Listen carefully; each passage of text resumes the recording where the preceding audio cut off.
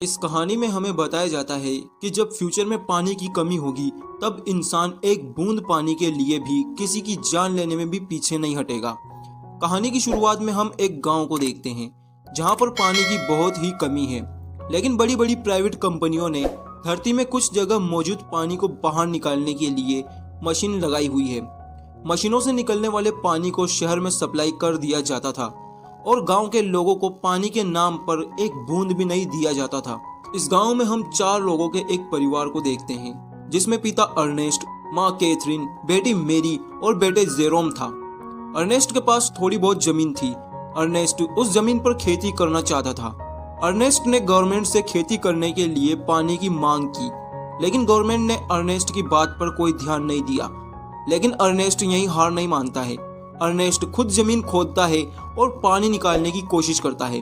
Ernest अपने खेत पर पानी निकालने की मशीन लगाता है, लेकिन अगले दिन 2 चोर उस मशीन को चुराने के लिए आते हैं। अर्नेस्ट अपनी गन से उन चोरों को शूट कर देता है। अर्नेस्ट उस मशीन को देखता है और उसे पता चलता है कि उस मशीन से पानी निकलना बंद हो चुका है। अर्नेस्ट अब दूसरी जगह गड्ढा खोदने के लिए वाटरमैन से सामान लेने जाता है। वाटरमैन उन लोगों को कहा जाता है जो प्राइवेट कंपनियों के लिए जमीन में मशीन लगाकर पानी निकालने का काम करते हैं। अर्नेस्ट जब सामान लेकर घर वापस लौट रहा था, तभी रास्ते में उसका गधा पत्थर से टकराकर नीचे गिर जाता है, जिसकी वजह से गधे का पैर टूट जाता है। अर्नेस्ट अब एक ऑक्शन हाउस में जाता है, जहां पर वह रोबोट खरीदने आया था।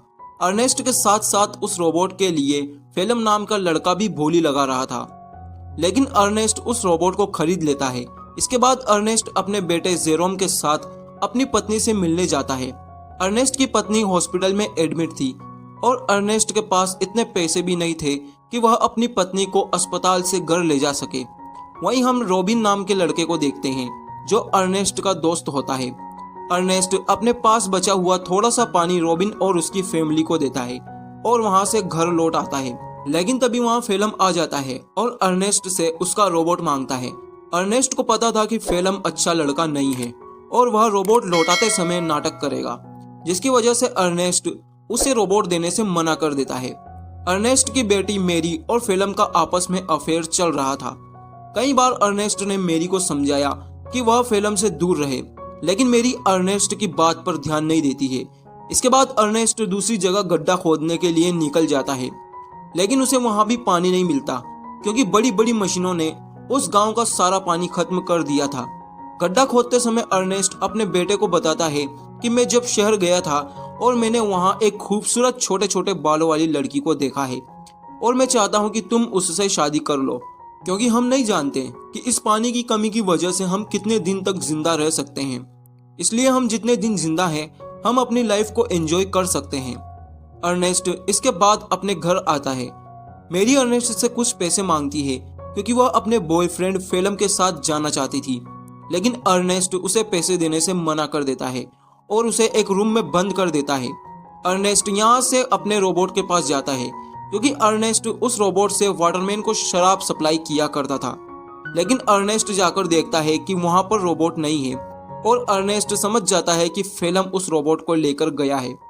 अर्नेस्ट वाटरमैन के पास जाता है और उनसे रोबोट के बारे में पूछता है, लेकिन वाटरमैन अर्नेस्ट के ऊपर हमला कर देते हैं और अर्नेस्ट से कहते हैं कि तुमने हमारी मेहनत की सप्लाई चुराई है। वाटरमैन अर्नेस्ट को पीटने लगते हैं, लेकिन अर्नेस्ट जैसे तैसे अपनी जान बचाकर वहां से भाग जाता है। अर्नेस्ट सोचता है कि फेलम शहर से सप्लाई को लेकर गया है और फेलम ने उस सप्लाई को किसी और को बेच दिया है। अर्नेस्ट अब फेलम को ढूंढने निकलता है। अर्नेस्ट फेलम को देखता है, जो काफी नशे में था। अर्नेस्ट उसे लेकर वाटरमैन के पास जाने लगता है, ताकि वह बता सके कि शहर से सप्लाई अर्नेस्ट ने नहीं बल्कि फेलम ने चुराई थी। लेकिन उन्हें चलते चलते काफी देर हो चुकी थी और अर्नेस्ट बहुत ही ज्यादा प्यासी था। फेलम उसे एक ऑफर देता है। फेलम उसे कहता है कि उसकी चुराई हुई सप्लाई में अभी भी कुछ शराब बाकी है और वह कहता है कि तुम उस शराब को पीकर अपनी प्यास बुझा सकते हो। अर्नेस्ट उसकी बातों में आ जाता है और उसे फ्री कर देता है। जैसे ही फेलम फ्री होता है, वह अर्नेस्ट पर शूट कर देता है और उसे मार देता है। फेलम अर्नेस्ट को रोबोट से बांध देता है, ताकि लोगों को लगे कि रोबोट ने ही आउट ऑफ कंट्रोल होकर अर्नेस्ट को मार डाला है, और होता भी ऐसा ही है। सभी लोगों को यही लगता है कि रोबोट ने अर्नेस्ट को मारा है। फिल्म अर्नेस्ट की फैमिली के पास जाता है और बताता है कि आज से मैं तुम्हारा ख्याल रखूंगा। फिल्म इसके बाद वाटरमैन के पास जाता है और उनसे कहता है कि मुझे अर्नेस्ट की जमीन पर खेती करने के लिए पानी की जरूरत है और तुम मुझे एक पाइपलाइन दोगे। लेकिन वाटरमैन उसकी बात को नहीं मानते, जिस पर फिल्म बताता है कि तुमने अर्नेस्ट को बहुत ज्यादा पीटा था और शायद उसकी वजह से ही अर्नेस्ट की मौत हो गई है। मैं सभी को इसके बारे में बता दूंगा, जिससे डरकर वाटरमैन उसे पानी की सप्लाई दे देता है। इसके बाद फिल्म अर्नेस्ट की जमीन पर खेती करना शुरू करता है, जिसे देखकर पूरी फैमिली बहुत खुश थी। वहीं दूसरी ओर फिल्म और मेरी का रिलेशनशिप बहुत आगे बढ़ चुका था। मेरी अब प्रेग्नेंट हो चुकी थी, जिसकी वजह से फिल्म और मेरी की शादी हो जाती है। अगले दिन फिल्म के पास बैंक के कुछ ऑफिसर आते हैं और वह बताते हैं कि यह सारी जमीन बैंक में गिरवी है, क्योंकि अर्नेस्ट ने इस जमीन पर गिरवी रखकर काफी लोन लिया था। जिसे सुनकर फिल्म बहुत ही हैरान हो जाता है। ऑफिसर कहते हैं कि 1 हफ्ते के अंदर अगर उन्हें पैसा नहीं मिला तो वह जमीन पर कब्जा कर लेंगे। फिल्म इससे बहुत ज्यादा डर जाता है। अगले दिन फिल्म रोबोट को बेचने के लिए जाता है ताकि वह बैंक का लोन चुका सके। लेकिन फिल्म यही नहीं रुकता है, वह रॉबिन के पास जाता है। वही रॉबिन जो अर्नेस्ट का दोस्त था। रॉबिन एक दिमागी मरीज था। फिल्म रॉबिन को लालच देकर अपने साथ ले जाने लगता है। फिल्म रॉबिन के बच्चे को बेच देता है। जिसका पता रॉबिन को चलता है तो वह फिल्म से फाइट करने लगता है। अब जिन्होंने बच्चा खरीदा था उनका यह नियम था, अगर सौदा हो गया तो सौदा कभी नहीं टूटता है। इसलिए वह बदमाश रॉबिन को शूट कर देते हैं। इसके बाद वह फिल्म को भी मारना चाहते थे, लेकिन फिल्म किसी तरह वहां से भाग जाता है। अगले दिन फिल्म बच्चे के पैसों से अर्नेस्ट की जमीन को छुड़वा लेता है। अब वह जमीन फिल्म की हो चुकी थी। वहीं रोबोट का मालिक दोबारा रोबोट को बेचना चाहता था। जेरोम उस रोबोट को खरीदने के लिए शहर जाने लगता है, लेकिन शहर में जाने के लिए किसी की भी उम्र 18 से ज्यादा होनी चाहिए थी। वहीं जेरोम 18 का भी नहीं हुआ था और वह अपना रोबोट दोबारा हासिल करना चाहता था। वहीं हम आना नाम की लड़की को देखते हैं जो जेरोम को शहर पहुंचाने में मदद करती है। जेरोम रोबोट की कंपनी में जाता है। कंपनी का मालिक जेरोम को उसका रोबोट दिखाता है।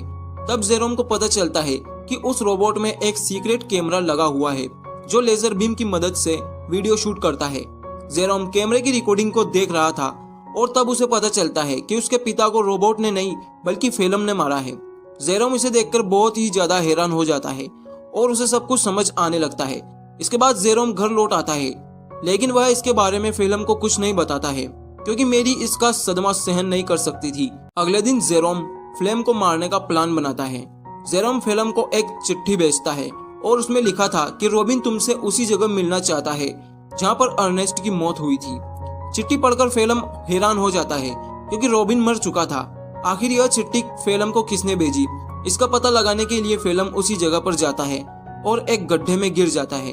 और तभी जेरोम एक गन लेकर वहां आता है, जिसे देखकर फिल्म समझ जाता है कि उसे सब कुछ पता चल चुका है। जेरोम फिल्म को शूट कर देता है और उसे मार देता है। जिसके बाद वह मेरी के पास जाता है और उसे कहता है कि फिल्म उसे धोखा देकर भाग चुका है। इसी के साथ यह मूवी यही खत्म होती है। वीडियो अच्छी लगी हो तो लाइक करें और चैनल को सब्सक्राइब करें। पहुंचाने में मदद करती है। जेरोम रोबोट की कंपनी में जाता है। कंपनी का मालिक जेरोम को उसका रोबोट दिखाता है। तब जेरोम को पता चलता है कि उस रोबोट में एक सीक्रेट कैमरा लगा हुआ है जो लेजर बीम की मदद से वीडियो शूट करता है। जेरोम कैमरे की रिकॉर्डिंग को देख रहा था और तब उसे पता चलता है कि उसके पिता को रोबोट ने नहीं बल्कि फिल्म ने मारा है। जेरोम इसे देखकर बहुत ही ज्यादा हैरान हो जाता है और उसे सब कुछ समझ आने लगता है। इसके बाद जेरोम घर लौट आता है, लेकिन वह इसके बारे में फिल्म को कुछ नहीं बताता है, क्योंकि मेरी इसका सदमा सहन नहीं कर सकती थी। अगले दिन जेरोम फिल्म को मारने का प्लान बनाता है। जेरोम फिल्म को एक चिट्ठी भेजता है और उसमें लिखा था कि रॉबिन तुमसे उसी जगह मिलना चाहता है जहाँ पर अर्नेस्ट की मौत हुई थी। चिट्ठी पढ़कर फिल्म हैरान हो जाता है, क्योंकि रॉबिन मर चुका था। आखिर यह चिट्ठी फिल्म को किसने भेजी, इसका पता लगाने के लिए फिल्म उसी जगह पर जाता है और एक गड्ढे में गिर जाता है। और तभी जेरोम एक गन लेकर वहां आता है, जिसे देखकर फिल्म समझ जाता है कि उसे सब कुछ पता चल चुका है। जेरोम फिल्म को शूट कर देता है और उसे मार देता है। जिसके बाद वह मेरी के पास जाता है और उसे कहता है कि फिल्म उसे धोखा देकर भाग चुका है। इसी के साथ यह मूवी यही खत्म होती है। वीडियो अच्छी लगी हो तो लाइक करें और चैनल को सब्सक्राइब करें।